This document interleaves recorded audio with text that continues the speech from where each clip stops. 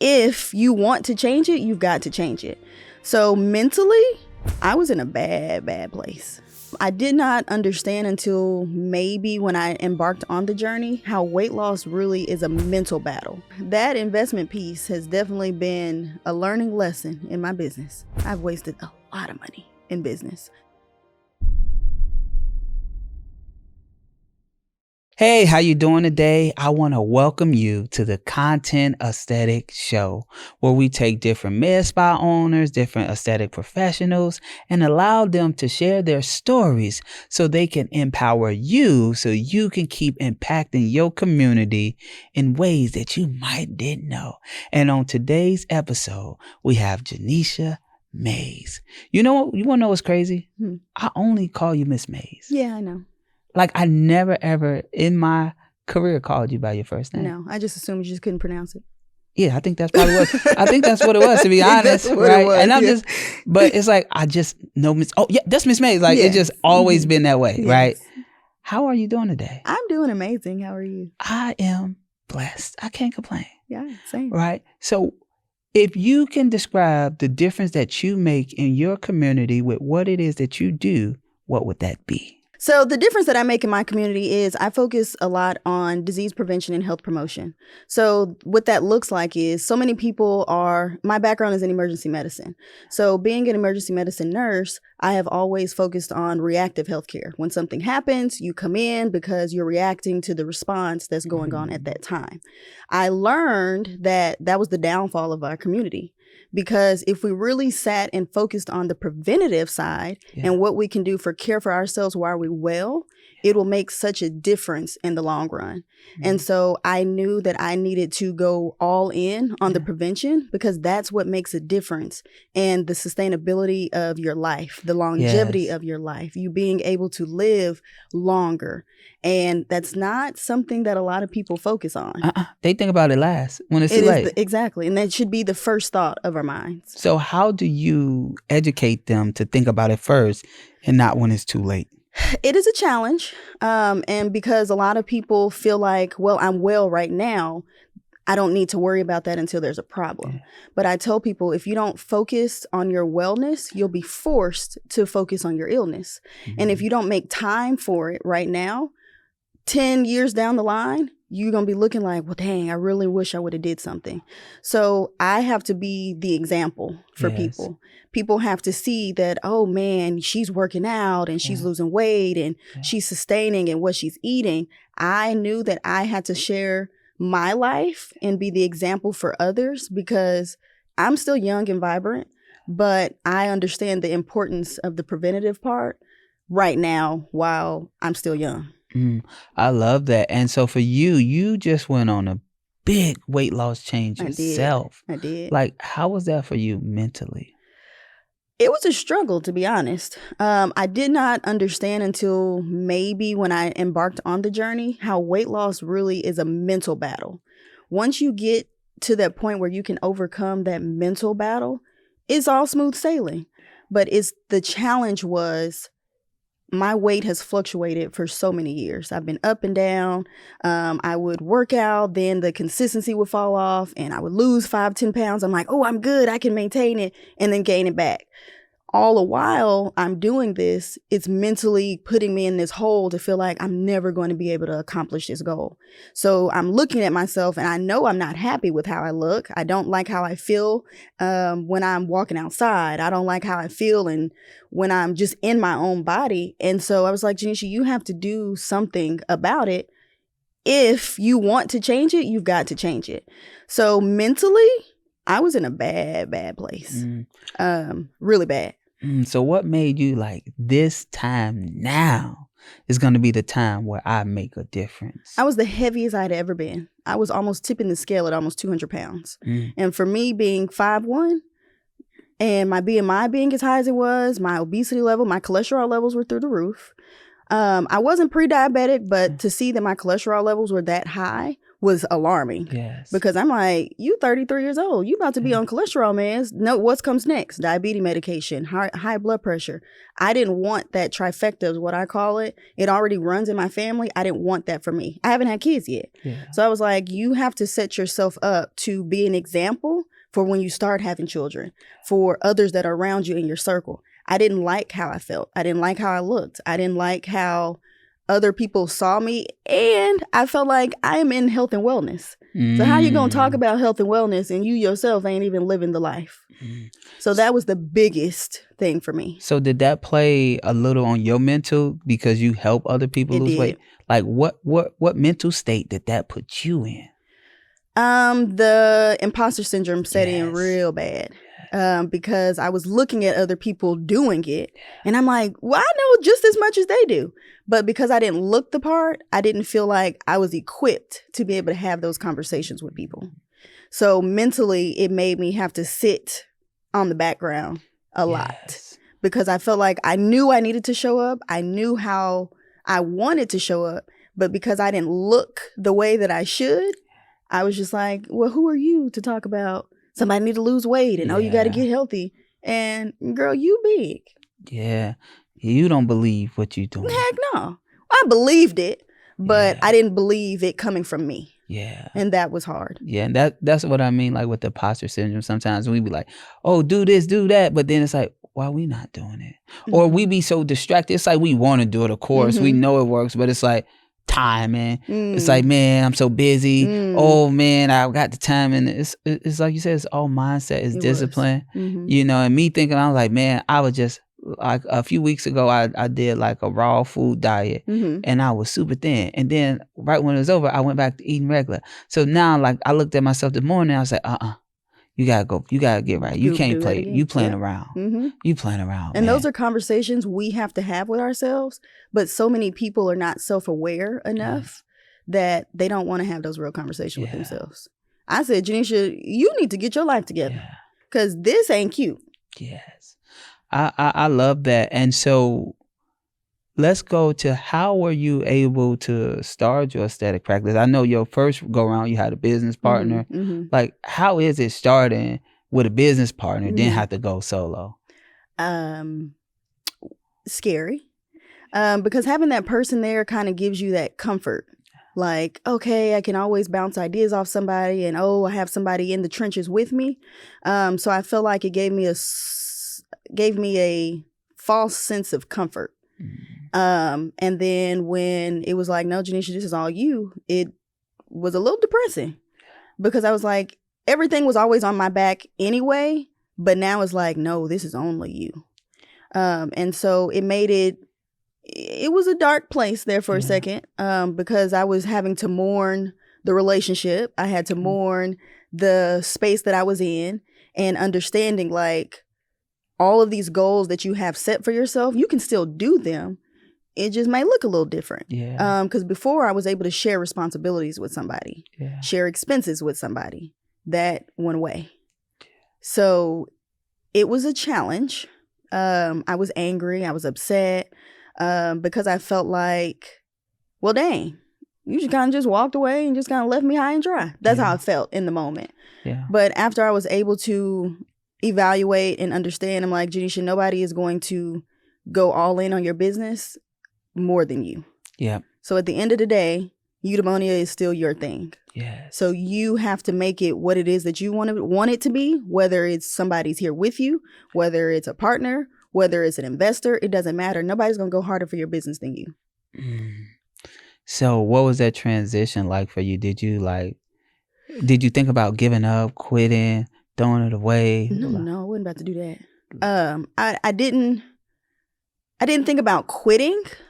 But I definitely thought about closing down for a few months. Until I could just realign myself with what I wanted. Because at that time, I was opening my clinical lab at the same time. So it was like, now I have the spa, now we have the lab, now we kind of on our own. And so I just had to, talk to some coaches, kind of figure out what's the best way for me to navigate. So I had to put a pause on my lab for, 3 months just so I could get things rolling so that I could figure out how to work it into my business. Giving up was never an option. Yeah. Now, pause was an option. Yeah, that's what I was about to say. How were you in that mental state with the pause? You know, because sometimes. Oh, defeated. Yeah. I felt very defeated. The fact that you're going to have to pause your business, you're going to have to not do this, you've invested this money. Like, what is that going to look like? What are other people going to think? Like, that was all the thoughts I thought about. But how was that pause for you mentally? I was depressed. After, I'm talking about after. Oh, after I came out of there? Yes. Oh, baby, I was on top. Mm. I was on top after that because I was like, man, you did it. So I finally did a launch for my clinical lab, and that was like the reveal. I love it. And the reason why is because it is okay to take a pause. Like us as a people, we think we got to just keep going. Like when we take a pause, it's not really like a pause. It's really a clarity moment. It is. Right. And so every other ethnicity take pauses, take breaks. We like, no, they gonna think we fail. We this. Like we so busy cared about how everybody else think about us, not knowing that 90-day pause might keep our engine running for the next 50, 60 years. Exactly. We just needed a 90-day break. Yep. And I took it. Yeah. And I think it's because we're so used to being in a grind culture. Yeah. And so I had an interview with somebody and she said, when you think about the word grind, it actually means to make smaller. Mm. So why would you want to be in this mindset of making yourself smaller all the time? Yes. So I was like, oh, I'm taking that out of my vocabulary. Yeah. So having the understanding to take the pause, understanding to take a step back, to take a break, putting yourself in other circles, understanding what you need for yourself in that moment is going to help you to be better 10 years down the line. I love it. And the reason why I said that is because I took a pause. I took a pause last July, like after my last event. And I was just like, man, I feel like I'm just going and no sense of direction because I knew what my goals were. And then I felt like I lost myself a little bit with all my high level masterminds. And so I took a 45-day mental sabbatical from social media and everything. And when I came back, I said, I'm going to only focus in one industry. I don't want to focus on entrepreneurs in general because content's so universal. And so when you gifted with like so many talents, you can help so many people. And so I said, man, I need to go to one industry. And so we was going to, Black and minority attorneys. And then we ended up coming into the aesthetic space. And this is the clearest I've been in 14 years. That is amazing. And I've been an entrepreneur for 14 years, full time. But this is the clearest. I don't feel like I'm running around attempting to figure it out. We have our process. It's already together. It already works. So it's like, now we just serving. Yes. And so, but if I didn't take that pause, you wouldn't be here. I would still be running around like a chicken with my head cut off. And so that's why I wanted to know your perspective from the pause and to let the aesthetic professionals know that it is okay to take a pause, a short pause. Short pause. Don't let that pause because somebody can be like, well, did 2-3 years? Nah, don't do that to yourself. It's a pause. It's a difference between pausing and stopping. Yeah. There's a complete difference. Yes. Taking a pause I got this window that I'm going to say, okay, I'm going to get clear. Yeah. Stopping is just never coming back. Yeah. I think 90 days might be a max, right? But pause. Pause. Now, I don't want to see 6 months in that. 90 days. It's like, and so for you, when it comes to investing in your business now, how do you go about it? Do you go raise capital? Do you go service more clients? What are you doing? Woo, that investment piece has definitely been a learning lesson in my business. I've wasted a lot of money in business. And so now I am very strategic about what I bring on into my business. I'm strategic about events that I do. Before I was just like, oh, let me go service all these people. Let me go make my name known. I want to be everywhere. And I'm like, girl, you can't do that because them events add up.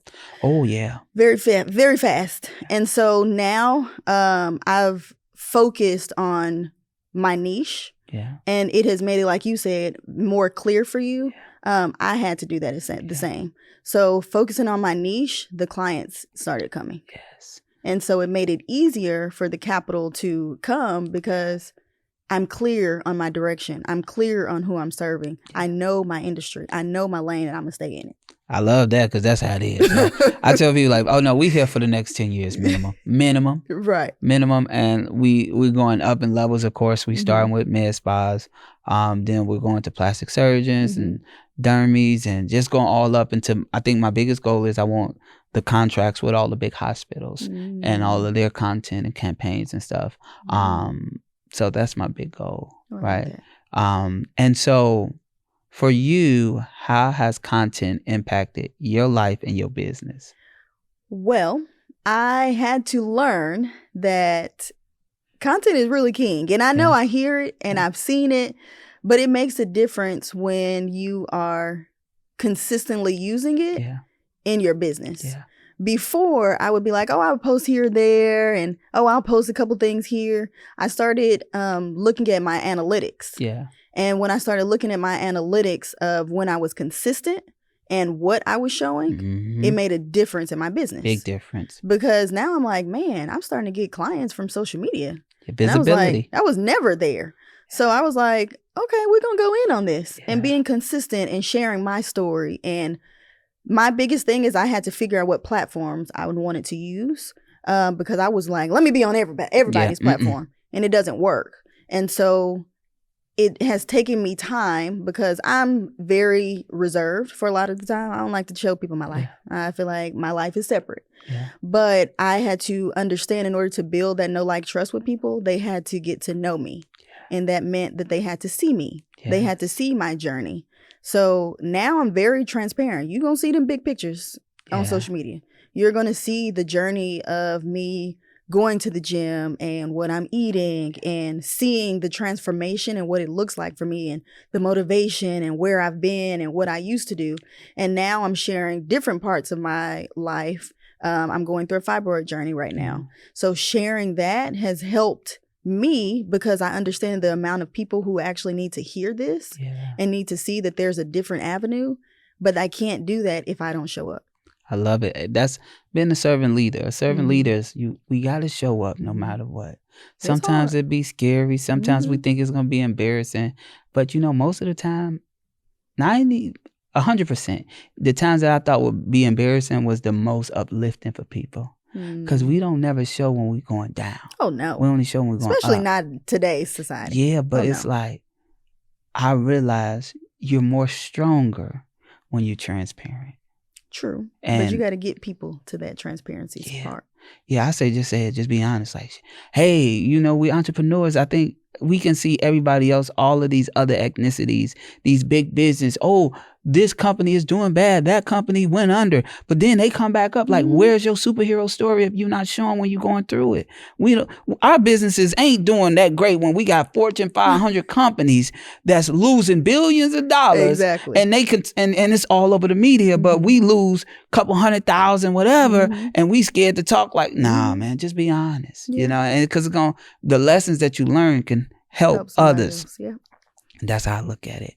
If you can single out one superpower that you have, what would it be and why? So for me, my superpower is I have a keen sense of self-awareness. And for a lot of people, they don't have that. I know when I need to course correct myself.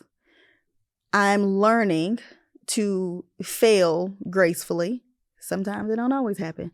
But understanding that my self-awareness and having that keen sense of self-awareness allows me to understand that some spaces are not for me.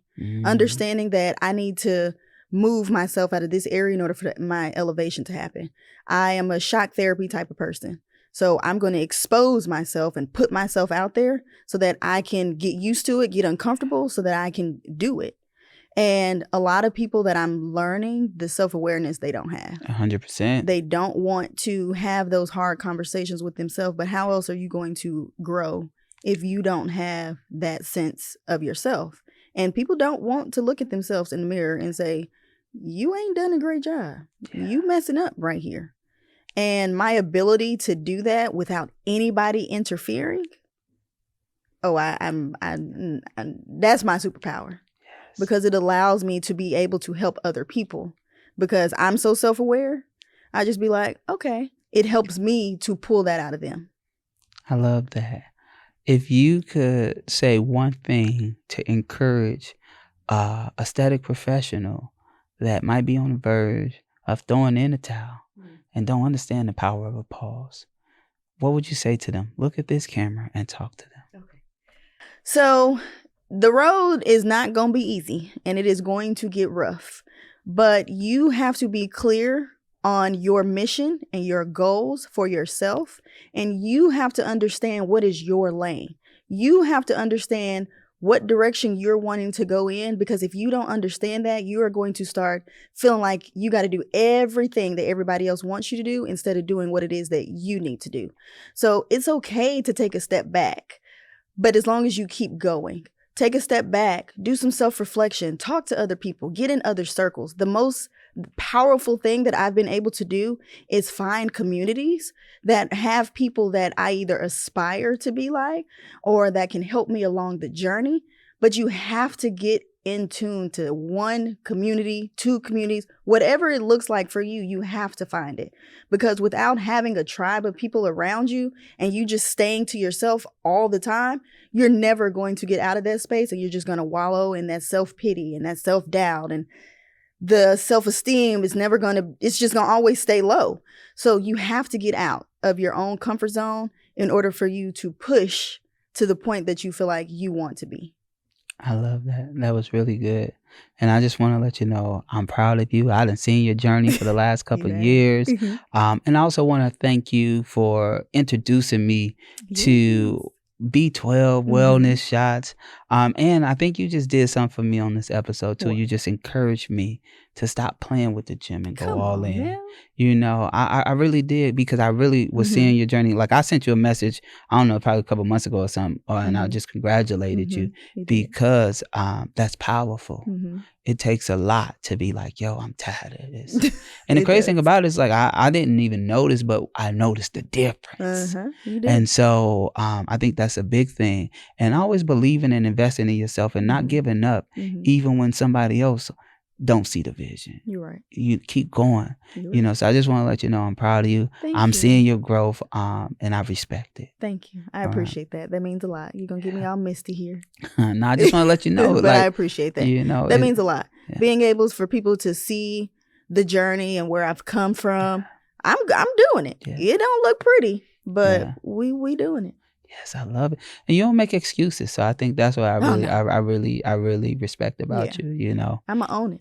Yeah, you got to. Yeah. Thank you so much for tuning in to the Content Aesthetic Show. And I want you to understand, a small pause can be that clarity moment that you needed to grow something long. So do not get discouraged. Do not worry about what anybody else gonna think, because I'm gonna tell you something. If you give up, they're going to think way worse anyway. So take that pause so you can get that clarity, so you can go out and serve more people. But don't let that pause turn into a hard stop. All right. And I hope you use this episode to re-energize yourself, re-encourage yourself to love yourself. I am Dontel Antonio, and I want to thank you for tuning in to the Content Aesthetic Show.